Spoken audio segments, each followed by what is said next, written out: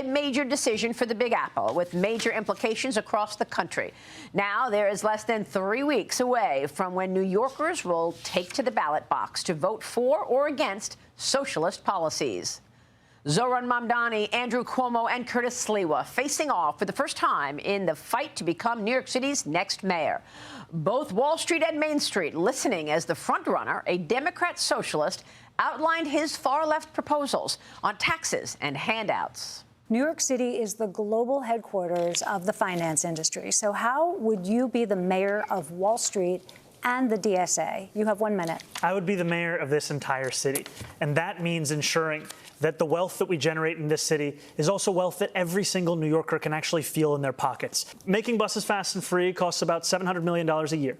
Making universal child care a reality costs about $5 or $6 billion a year. I've put forward 2 proposals. The first is to raise taxes on the top 1% of New Yorkers by 2%. That would raise $4 billion. The second is to raise the state's top corporate tax rate to match that of New Jersey, which would raise $5 billion. Mamdani still the leading candidate in this race by double digits. In the latest Fox News polls, he has 52% among likely voters. Cuomo coming in at 28%, and Sliwa is polling at 14%. Joining me now is New York Congresswoman Claudia Tenney. Congresswoman, it's great to see you. Yeah, great to see you too, Marie. Your reaction to the debate and this race right now? Yeah, this is going to be a bellwether event, and I'm very concerned, obviously, as a New Yorker, a lifelong New Yorker. New York City affects not just the region, but upstate New York as well. And these policies that are coming from Mamdani, this radical idealism that's really socialism, Marxism, is going to affect New York City and will negatively affect upstate. He's talking about, oh, it's only $5 billion here and $5 billion there. That's going to be real money, and we already are seeing an enormous budget, enormous unfunded mandates and liabilities with New York State. If New York City adds even more to that, that's going to be a real problem for all of New York. And remember, this guy's a New York State assemblyman, so he has policies that no one's really talking about that are very far left, very socialist, and it never works. And we've tried this in New York. If you want to look at a blueprint for how not to operate a state, look at New York. High out migration. We once had 45 congressional seats. That's real clout in Washington in the 60s. We're down to 26. We're going to lose even more. So this kind of policy is really dangerous. And to think that the largest city in the United States is going to have a communist running it with idealism, never run anything, a young guy who obviously is charismatic, but he's running around with AOC and Bernie Sanders. It's insane. When I spoke with President Trump this week, I felt like he was on the fence about whether or not to get involved. Should he endorse Cuomo? Should he endorse Sliwa? What should he do? He wouldn't make a commitment on that. But I wonder what you think about the outcome of this race's impact on the midterm elections. Because I feel like some Republicans feel like, well, you know what? I'm ready to sacrifice New York. Let Mamdani take it because I know that it's going to be better for the Republicans in 2026. Do you think there's a feeling out there about that? Absolutely. And that's probably true, but I don't want to sacrifice New York. This is where I live. This is where my family is. This is where our business has been for generations. This is where a lot of people have stayed in New York and have weathered the storm of high taxes, high regulatory burden, high wages, now high energy costs, an absurd energy policy. New York City is going to suffer the most, but what are they going to do? They're going to exact that pain on upstate New York, where we have agriculture and a lot of industry that are critical to our state's economy. Your district really does get impacted in all of this. Look, I want to get your take on this government shutdown because Senate Democrats once again blocked the passage of a government funding bill for a 10th time in a row. Treasury Secretary Scott Bessent is slamming their refusal to come to the table and warning that the shutdown is going to start costing the U.S. economy up to $15 billion a day. I spoke with President Trump about the stalemate on Capitol Hill. Watch this. I mean, they made one mistake. They didn't realize that that gives me the right to cut programs that Republicans never wanted, you know, giveaways, welfare programs, et cetera. And we're doing that, and we're cutting them permanently. We're cutting a $20 billion project that Schumer fought for 15 years to get, and I'm cutting the project. What is the impact of this shutdown? How much longer can we go like this? Well, look, they're hurting everyone. President Trump is trying to make this happen. You've heard everyone. We talk about the troops. finding a way to get them paid, and the Democrats actually threatening to sue while he's trying to pay the troops. How cruel is that? My son's an active duty Marine. Obviously, that impacts my family, but families all across the nation. Helping with the WIC program, and now President Trump is looking for ways to keep our government open. But he's also saying, look, there are programs that are a waste. And one of the things that I think he's not talking about that's important is we have many unauthorized programs that still get funded that have no mission left. And that's huge waste in the government. And those are places we're going to look at to try to find ways to do this funding gap. But the Democrats don't care. It's all politics over people all day. It's all about power. They don't care how much pain they inflict. And I come from New York. I worked with these people. I came from the state legislature.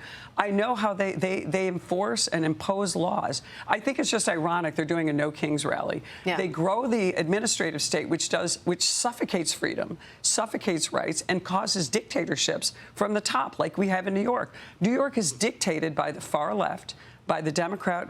Governor Hochul has no say. She has veto-proof majorities run by people like Mamdani. They're the tail wagging the dog, these socialists. And so what are they doing? They're authoritarians. And you always look at what they're projecting. That's who they are.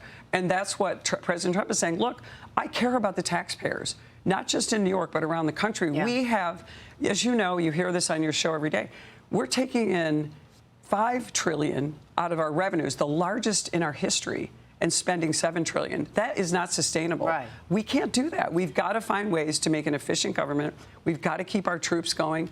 And this is impacting readiness. It's impacting our economy. And I think it's deliberate. They're trying to hurt our economy so that all the good things that we passed in the working families tax cuts and the good work we've been doing on rescissions and other things don't have a good impact and solid impact on our economy. They don't care. Yeah, it's affecting readiness. I mean, we've got real adversaries out there, and you're looking at tensions with China, for example, spiking. Beijing imposing even tighter controls on rare earth minerals and warning against decoupling. Here's what the president said about all of that, the relationship between Xi Jinping and China and the U.S. Watch. We'll see what happens with China. I've always had a great relationship with them, as you know. They're always looking for an edge. They ripped off our country for years. I don't know what's going to happen. I can't tell you. We're going to meet in a couple of weeks. If you put that 100% tariff on top of what's in place already, you're talking about 157% tariff on right. China. Can that stand? No, what is that going to do to the economy? It's not sustainable, but that's what the number is. I think we're going to be fine with China, but we have to have a fair deal. Those comments turning markets around on Friday. The Dow was down before we released that statement, and then it turned things around. What's your sense on this fight with China when it comes to things that we need for our military? Absolutely. Rare earth minerals. Yeah, well, we've been having this fight for a long time. Obviously, China is more than an adversary. In many ways, they're an enemy. I serve on the Intelligence Committee. They're an enemy. Trust me. They are not interested in helping the United States. They're interested in a long-term global domination. That's why you see them all over Africa. I just got back from South America. But President Trump is leading with strength. And that's why it's so important that we get the government back open, we have the economy rolling, we get back to our defense and some of the great innovations that our own companies are producing here that are being stalemated by continuing resolutions. We have to get back to regular order. The Republicans are doing everything they can to get to regular order, to make sure that we are producing what we need to produce and get the technologies of tomorrow, AI, all these things that are happening that our military excels at. We're holding them up from doing it because Chuck Schumer's rambling on about opposing Trump, no Kings rallies, and that's all it's about. Democrats were polled. 1% of Democrats think that health care is a top issue for them. So this is a fake issue they're creating because it's the old rail. Let's go after them on what we're good at. They're not good at, closing the border, dealing with criminal illegal aliens, dealing with crime in our communities, getting our military back. And if they oppose President Trump actually trying to use some of that research and development money to help our troops, think of what that look is to our enemies. Think of China, Russia, all these countries saying, the Democrats aren't serious. And we're deadly serious. We have a strong leadership in the White House. We have a great speaker. We have a strong leader in the Senate. We just need some like-minded Democrats to really care about our country and move us forward. Unbelievable that only 2 Democrats and 1 independent actually voted with Republicans. Absolutely. To keep the government open. Great to see you. Thanks, Congresswoman. We will be watching all of the developments. Congresswoman Claudia Tenney.